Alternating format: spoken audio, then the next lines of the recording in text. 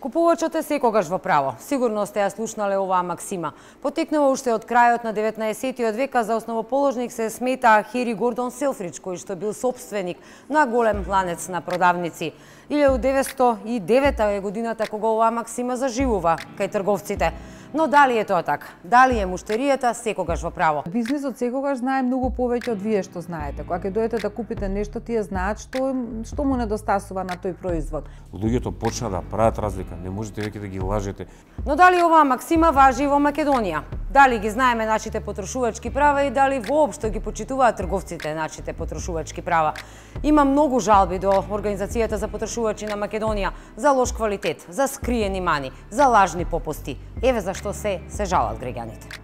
Се случува понекогаш на производот да му изминат рокот, лепат нови декларации, се гледа дека се без печат. Мора да го врати кога не е во ред. Реагираш, ама оди па докажи се. Купував риба скуша на која пишуваше дека тежи 2 килограми. Одам на каса таму 1,8 килограми. Реагирам на тоа. Ми велат така се кодирани и сега после ова каде да се жалиш? На кого? Има производи што се продаваат кои биле 3 пати замрзнати па одмрзнати. Како да докажам дека се одмрзнати? Купете и проверете. По форумите на интернет честопати се пишува за искуствата на граѓаните со јавните предпријатија. Па така еден скопјанец пишува за неговото искуство со водовод. Му стигнала сметка за потрошена вода во вредност од 2 просечни плати или 40.000 денари.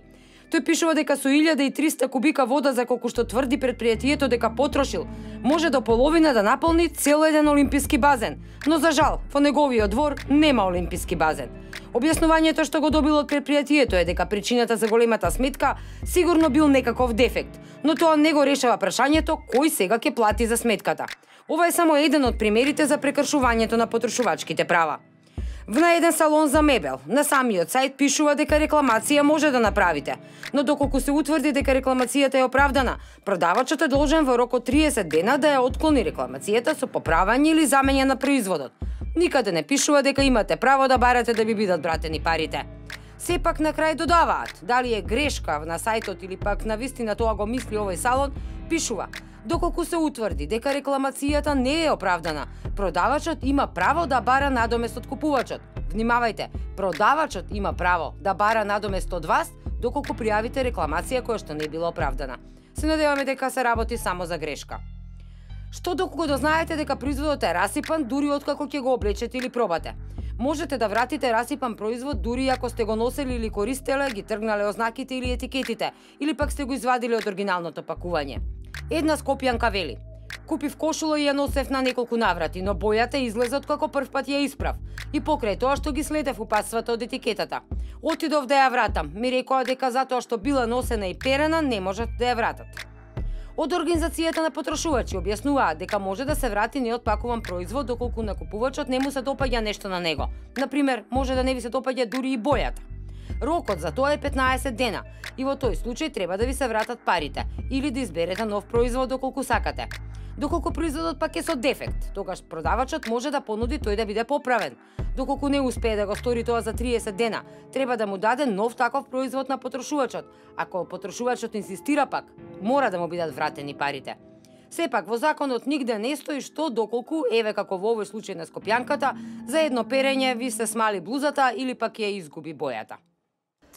Па видете, во Македонија ние успеавме тој член да го ставиме во законот и како организација на потрошувачи. Во другите држави баш немате некој сличен член, заради тоа што се што е ставено во закон заштита на потрошувачи во регионот, не сме да биде толку многу на штета на бизнисот, нели? Ради тоа што пак ако премногу ги заштитите потрошувачите, нема да ви дојдат добри брендови на пазарот и вие сте мал пазар и нема да може да се, нели, да имате толку голем избор и добар избор на квалитетни производи. Така да во овој домен мислам дека ние имавме некоја и среќа и несреќа што го ставивме тој член во законот, со кој што најголем проблем имаат пазарните инспектори и ние како организација. Веќе ви велат во многу продавници дека треба да чувате сметка, пломби и така натаму и дека можете во рок од 15 дена да го вратите производот. Тоа се стои во многу. Тоа е корпоративна култура. Всушност кај да одите на запад, ако сте купиле погрешка нешто, сакате да го смените, го носите, ви го менуваат. Ние сакаме да ги натераме нашите, значи, и тоа е нешто стварно што е вообичаено и добри деловни обичаи се во прашање. И сега ние го имаме и законски регулирано и следат одредени казни за тоа. затоа што сметаме дека ете човек може би поклон добил некој и така натаму може да го врати. Меѓутоа, тука имаме и ситуации каде што веќе е носена гардеробата и така натаму, па сака да се врати. Тука не може, значи заради тоа што се знае како треба да изгледа производот. Едно е да го пробате, друго е да го носите и да го враќате.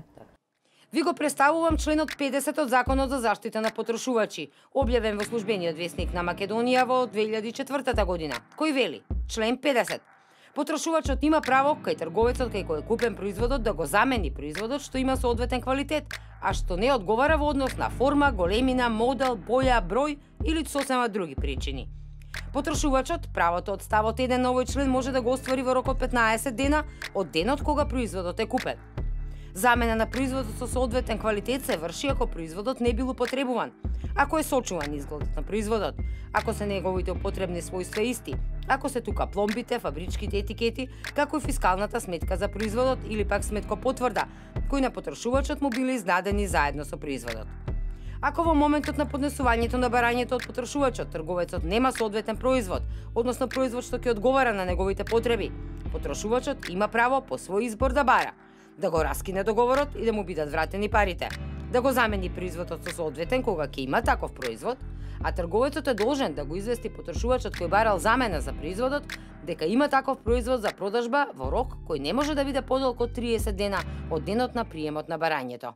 Кај законот е донесен посериозни во овој недели 2004 година, изменуван 7 пати негде и на нас како правници, јас сум правник, ни е тешко да го следиме, меѓутоа сепак можам да кажам дека тие директиви кои што се од Европска Унија, европското право е на некој начин пренесено, иако не можеме да тврдиме дека навистина еднакви права имаат граѓаните и овде како и во Европска Унија, во 90% да, има негде каде што има аномалии, како што е гаранцијата, меѓутоа и таму имаат проблеми, користењето на правата од гаранција, производи кои што се под гаранција, дали е тоа трговска или нели производствена и така натаму. Граѓаните ги знаат правата, меѓутоа тешко се остваруваат заради тоа што едно они што ги знаат правата, друго е трговците што исто така треба да ги знаат правата на потрошувачите и да сакаат да им ги остварат правата. Тоа се случува нели малце потешко.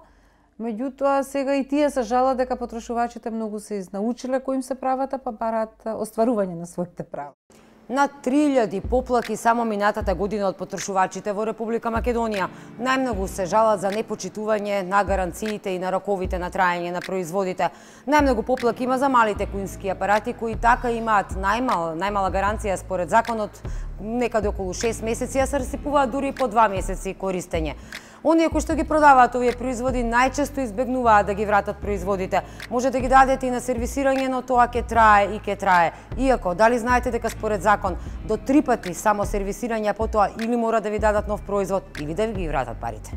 Проблемот се јавува бидејќи потрошувачите се уште не знаат дека еден производ согласно Законот за заштита на потрошувачи може да се сервисира најмногу 3 пати и доколку се расипи и 4 пат, тие имаат право да бараат нов производ или поврат на средствата. Сервисирањето на производот може да трае најмногу 30 дена и доколку тоа не се сервисира во тој период, потрошувачите имаат право да бараат нов производ или да им ги вратат парите. Чести се проблемите кога трговците од најразлични компании не ги почитуваат овие права на потрошувачите и често не им даваат нови производи или поврат на средствата, туку до бесконечност ги држат во сервис апаратите. Апелираме до потрошувачите во вакви случаи да бараат продолжување на гарантниот рок, поради тоа што во согласно со Законот за заштита на потрошувачи, гарантниот рок на производот се продолжува за онолку време колку што истиот е даден на сервисирање. Потрошувачите секогаш мора да бараат да им биде даден сервисен налог со точни датуми на предавање и примање на производот, што е единствен доказ за извршеното сервисирање. Најголемиот проблем да не останам должна е кај техничките производи кои што ги купуваме за да траат подолго време, а тие не траат толку долго време колку што ние очекуваме дека ќе траат. Ако еден фрижидер или машина за перење ви траела, знаеме и сами нели некои до 30 години, ајде, и сега веќе и жалби да се откажете од таа машина, меѓутоа новите машини за перење алишта или за сушење алишта, дали се покомплицирани и слично, се утврдува дека одредени делови не се толку јако направени, се послаб квалитет и така натаму, се со смислено, условно речено, од страна на производителите да се, нели, 4 години гаранција, да се продава и така натаму до 8 најмногу и потоа да имаме резервни делови што помалце за да купуваме нови производи што ја уништува и човековата средина и животната средина и џебот на потрошувачите. Џебот на потрошувачите. Сите кога купуваме мобилни телефони, многу ретко се внимава на гаранцијскиот рок кој се дава. Значи на таа роба гаранцијскиот рок е 2 години. Секој кој го продава апаратот со гаранцијски рок помало од 2 години, значи или не го продава како оригинал, или го продава на некој си друг начин набавено. И што се случува? Генералниот застапник имаше проблем, ни крив ни должен, кои ги набавиле на сосем второ, трето, може од надвор го донеле телефонот, ми имам Samsung, вие сте должни да ми го сервисирате и другите оние работи кои се сврзани со права на потрошувачи. Потрошувачите слободно може да одат во продавница кај што си го купиле телефонот или другиот апарат. Покажете колку пати сте го носеле на сервис, бидејќи сигурно имате подписи и печат од сервисот и гарантниот лист како доказ. Веднаш побарајте нов телефон или пак враќање на парите. Доколку те одбијат, написмено испрати им една опомена пред тужба и дај рок од 24 часа да постапат по твоето барање, гарантирано со закон. Доколку и тогаш не постапат по истото, може да поднесете тужба. Продавачите спијат и на тоа уво дека никој нема да тужи, сите знаат дека маткањето по судовите е скапо и одат на таа варијанта дека иако знаат дека го прекршиле правото, дека ете може АПП нема да тужи продавачот. Имате ли информација колку македонци се охрабриле да тужат? Можеби тужат ли воопшто генерално? Сигурно дека тужат, знаете, има доста тужби, мислам дека се уште не се затрпани судовите со тужби, тоа е факт како надвор, затоа што алтернативното решавање на спорови допрва доаѓа нели на ред, медијацијата и посебната арбитража за потрошувачки спорови која треба 2016 нели се имплементираше таа директива во земјите на ЕУ, а кај нас треба топрва со измена со новиот закон кој што се нели најави дека ќе се донесе оваа година. Треба да се види дали ќе биде како посебен закон или во рамки на закон заштита на потрошувачи и потрошувачката арбитража, всушност алтернативно решавање, медијација. Иако некои од продавачите се прават многу силни кога ги барате своите права, верувајте им гори под нозете, затоа што доколку ги пријавите и доколку наврате им тропне пазарната инспекција или некои од другите надлежни инспекции, казните, глобите за нивното работење се огромни. Во овој досие ви откриваме кои се казните, но и каде точно да пријавите. Глоба во износ од 2000 до 4000 евра во динарска противредност ќе му се изрече за прекршок на правното лице, ако на барање на потрошувачот не му го врати уплатениот износ за купениот производ и не му го прими вратениот производ од потрошувачот. Глоба во износ од 1200 евра во динарска противредност ќе му се изрече за прекршок на правното лице, доколку потрошувачот не биде известен за влијанието на одредени производи врз животната средина и здравието на луѓето согласно со прописите и стандардите, како и за мерките за заштита преку упатство дадено со производот, истакнато на амбалажата на производот или на друг соодветен начин. До сега единствено мобилните оператори беа казнати за случајот со услугите говорно сандаче, кога на почетокот заработија милиони, а потоа беа казнати со високи глоби. Стануваше збор за плаќање услуга што граѓаните реално не ја искористиле, како што е наплатата за услугата говорно сандаче, без разлика дали истата е искористена или не. Иако овие наметнати неоправдани плаќања индивидуално гледано не представуваат голем износ, околу 6 динари по потрошувач, сепак на ниво на компанија представуваат значителен годишен приход. Во 2012 година Комисијата за заштита на конкуренција му изрече глоба од речиси 800.000 евра на T-Mobile Македонија за услугата говорно стандаче, која директно одеше на штета на потрошувачите. За истиот прекршок, One телекомуникацијски услуги беше казната со речиси 250.000 евра. ЕВН за манипулативен трошок кој идеше на штета на потрошувачите заработи казна од речиси половина милион евра. На Македонски Телеком комисијата му изрече глоба од 990.000 евра за злоупотреба на доминантната позиција на пазарот, затоа што во деталните сметки на претплатниците им наплатувал манипулативен трошок од 6,25 или 50 динари во зависност од типот на претплата. Колку пати ви се случило да видите огромен билборд или реклама како банките ви нудат кредити за 0 денари кои што треба да ги платите за да го добиете кредитот? Кога ќе отидете да го земете кредитот, тие 0 денари не се баш 0. Има скриени трошоци многу во договорите за кредити. Но дали знаете дека банките не смеат ова да го прават? Еве, кои се законите и на што се обврзани банките? Поплаките за кредитите за банките и за осигурувањето оделе во насока на неправилно менување на општите услови на договорите, непокажување на вкупните трошоци, нетранспарентност на чланарината, менување на каматните стапки и покрај тоа што во договорот стои дека за одреден период каматните стапки ќе бидат фиксни. Колку од граѓаните ги читаат оние договори кога се земаат микрокредити од штедилници или од банки? Многу малку се оние граѓани, има граѓани кои ги читаат, меѓутоа тоа да кажеме нека се 5 до 10% на оние кои обрнуваат внимание на тој дел. Меѓутоа поголем дел од граѓаните бидејќи се наоѓаат во една интензивна динамика на функционирање, така да кога ќе видат еден документ од 20 страни со букви од фонт 8-ка, ќе каже јас ова додека го прочитам ќе ми се расипе мобилниот телефон. Секаде има одредени замки кои на некој начин ја фаворизираат позицијата на оној што ги дава услугите визави потрошувачот. Меѓутоа затоа тука сме и ние потрошувачите и секогаш кога купувачи да бидеме доста помудри и попринципиелни во делот на функционирањето. Велиме, како совет, секогаш читате ги договорите што ги подпишувате, но го немаш изборот. Договорот ти е даден. Ако речеш овој член не ми се допаѓа, продавачот ќе ти каже не го купуе производот. Тоа е договорот што мораш да го подпишеш. Да, па тие се адхезиони типски договори кои што вие пристапувате без да го прочитате договорот, меѓутоа тоа не е оправдание. Вие можете да го прочитате договорот и да го смените ако треба договорот заради тоа што можете да реагирате на одредени клаузули кои што не ви се јасни или на пример ве обврзуваат дека вашите лични податоци ќе бидат пренесувани не знам таму и таму. Така? И вие тогаш одма реагирате и тука има до ДЗЛП, значи Дирекција за заштита на лични податоци или слично. Со новиот закон, најзначајна измена е воведувањето на обврската за сите даватели на потрошувачки кредити, задолжително на корисниците на кредитите да им даваат преддоговорни информации. Со измените се пропишува и точно кои информации треба да ги содржи образецот, при што дефиницијата за вкупни трошоци на кредитот прецизно мора да се дефинира и да ги опфаќа сите трошоци поврзани со кредитот што треба да ги плати потрошувачот. Тука треба да влегуваат и камати, провизии, даноци, надоместоци, како и евентуално осигурување, со што се избегнува плаќање на така наречени скриени трошоци.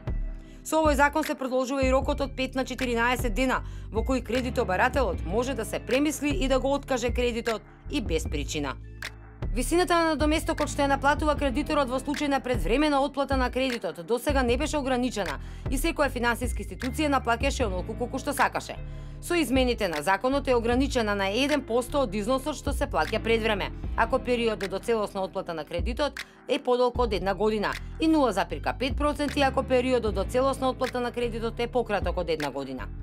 По иницијатива на Државниот пазарен инспекторат и Организацијата за заштита на потрошувачите, Министерството за економија може да ја одземе дозволата за издавање на кредити со одложено плаќање или да изрече казна забрана за вршење на дејност во траење од 30 дена, доколку некоја од банките ги прекрши овие одредби. Рече си да нема граѓани во Република Македонија на кој што не му зазвонел телефонот на некој во ниедно време. Ви нудат тенџериња, ви нудат кебиња, перници, ве повикуваат на бесплатна вечера или ручека, при тоа сакаат да ви дадат и продадат некој од нивните производи. Маркетингот преку телефон не е така дозволен, доколку писмено не сте дале право на компанијата да ви врти на телефон, домашен телефон и да ви нуди производи. Казните, ако ве вознемируваат, се до 4000 евра. Законот за заштита на потрошувачите во Македонија ги штити граѓаните од нападните трговци. Всушност, агресивното и нападно однесување на трговците е казниво дело за кое се предвидени казни од 2000 до 4000 евра.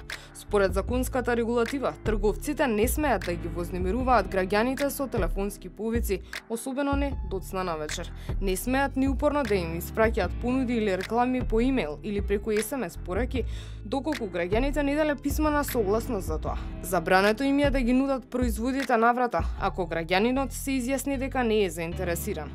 Сепак и покрај законските одредби кои се донесени досега, граѓаните не пријавиле вознемирување од трговците кај надлежните институции, односно во пазарната инспекција или во Организацијата за заштита на потрошувачите.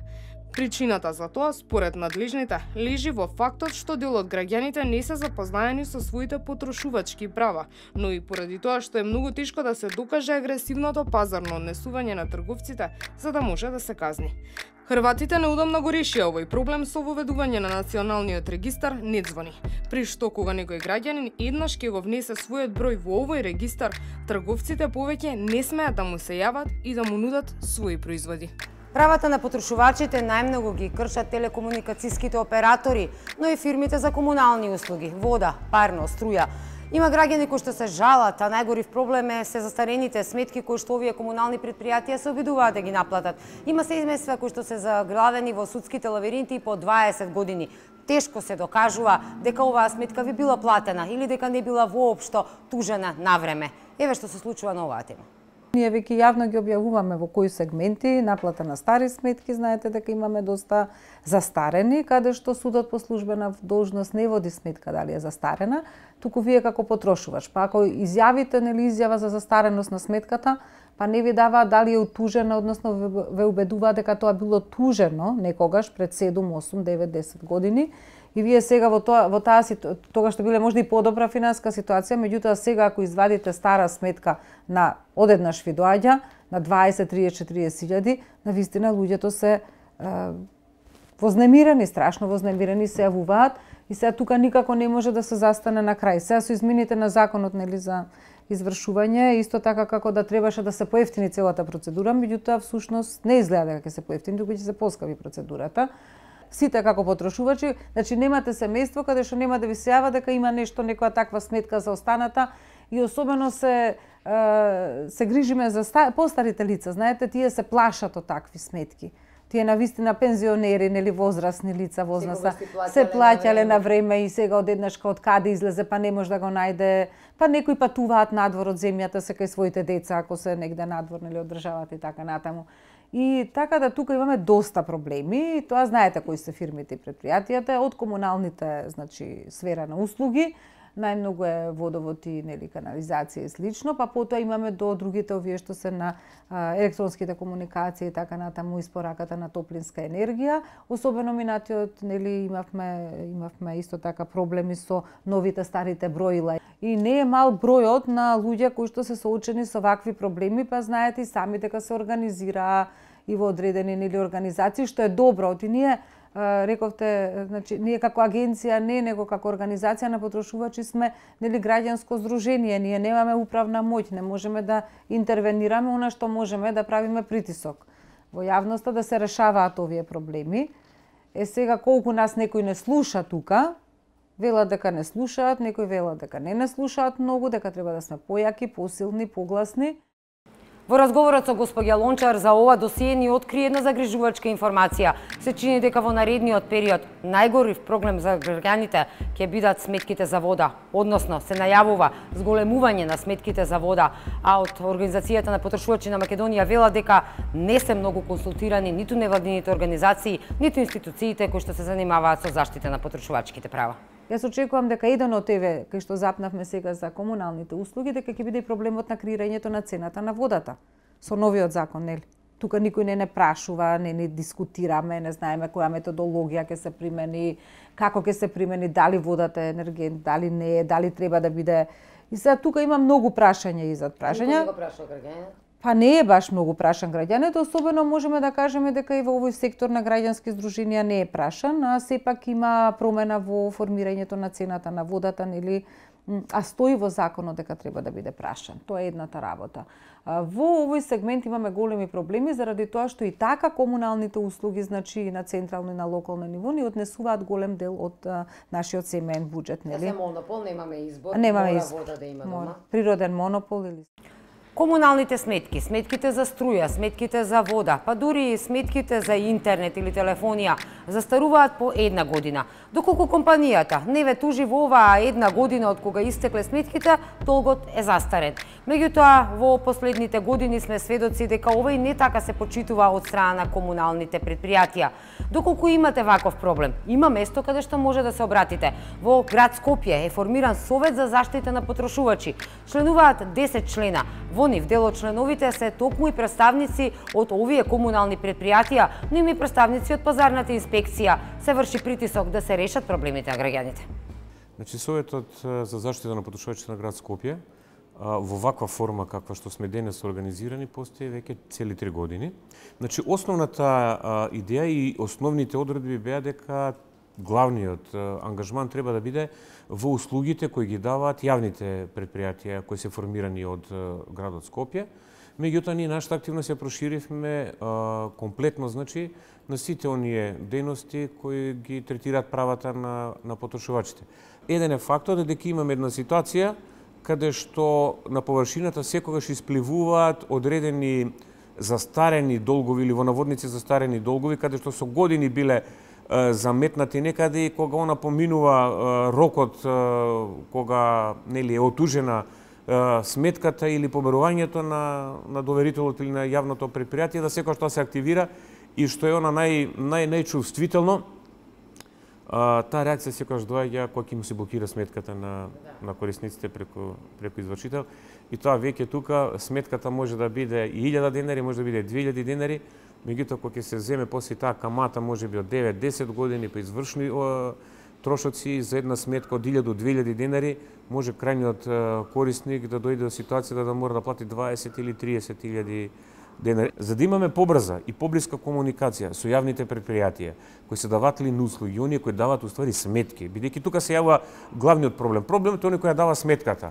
Дали е отужена, не е отужена, наплатена или не е наплатена. Тоа се јавното предпријатие водовод и канализација, понатаму имаме јавното предпријатие комунална хигиена и имаме од јавното сообраќајно предпријатие. Тие три јавни предпријатија кои се дел од совет од градот Скопје имаат свој член.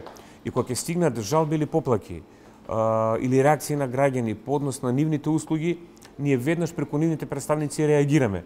Некогаш се доаѓа на разбирање од службите кои се во јавните предпријатија, некогаш и ние знаеме да бидеме поагресивни, па ако приметиме дека одговорот е може би недоволно јасен или недоволно објаснет за потрошувачот, да реагираме и дополнително, и писмено, и телефонски, за да се дојде до еден што е можно побрз и покоректен однос и одговор за потрошувачот. Па има слух, меѓутоа мора човек да биде упорен. Мора да биде упорен, затоа што многу често најделикатни се оние случаи кога ќе се јават во делот на застарена сметка, па кога се врши пренос на имотот од еден на втори или на трет собственик, па предходниот не доплатил некои сметки, па тие биле отужени, па со камати. Правиме максимални напори луѓето да бидат што е можно подобро информирани и подобро координирани и упатени на вистинското место. Што е улогата на Советот за заштита на потрошувачи на град Скопје? Значи, ние функционираме како работно тело во рамките на Советот на град Скопје. Значи, не сме тие кои пресекуваат мериторно или носат некоја одлука и кажуваме тој е виновен или тој не е. Нашата главна улога беше луѓе дај да им помогнеме на граѓаните, да ги канализираме нивните барања, да не лутаат од врата на врата, да мора да потрошат 15 дена, да сменат 15 шалтери и на крај пак да не дојдат до вистинскиот шалтер. Нашата улога е, кога ќе дојдат овакви барања до нас, граѓаните да се упатат на вистинското место. Со вистински совет, што може максимално да им се помогне. Например, кај нас во Советот за заштита на потрошувачи, покрај представници на јавните предпријатија, ние имаме представници од неколку невладини организации, ОПМ со свој член, значи представник на Сојуз на стопански комори на Македонија, меѓутоа имаме и представник од Државен пазарен инспекторат. И ние секој приговор што доаѓа, а е надлежност на Државниот пазарен инспекторат, ние веднаш го процесираме и од Државен пазарен инспекторат. И ако ви кажам за каква бројка се работи, за каква активност, навистина ќе бидат изненадени и нашите гледачи. Да. Значи, Државниот пазарен инспекторат со онаков капацитет колку што може да го имат, мислам дека работат со 100% капацитет и реагираат буквално онака како што треба да биде во најдобра мерка за заштита на правата на потрошувачите. Државната пазарна инспекција нема многу луѓе, нема многу инспектори, но сепак совесно си ја вршат својата работа. Слободно може да пријавите таму затоа што го почитуваат рокот 15 дена за одговор за полесните жалби и 30 дена за оние потешките и покомплицираните. Колешката Андреја Сибиновска беше во Државниот пазарен инспекторат. Еве што велат од таму. Според Законот за заштита на потрошувачките права, Како потрошувач се смета секој она физичко лице кое купува производ или користена услуга за непосредна сопствена потрошувачка. Според Државниот пазарен инспекторат, граѓаните веќе знаат каде може да ги остварат своите потрошувачки права и точно знаат кои се. Според поднесените пријави кои оваа година се значително зголемени за разлика од изминатите години. Еден од надлежностите на Државниот пазарен инспекторат, односно на инспекторот при вршење на инспекцијски надзор, е спроведување на одредбите од Законот за заштита на потрошувачите. Токму во овој закон се остваруваат правата и обврските на потрошувачите. Поголем број од граѓаните се запознаени каде да се ги остварат своите права. Најчесто тие ги остваруваат своите права со поднесување на пријава. Пријавата се поднесува писмено во Државниот пазарен инспекторат по оделенијата кои што се лоцирани преку архива, а во исто време пријавите се може да се поднесат и електронски пат на нашата веб страна.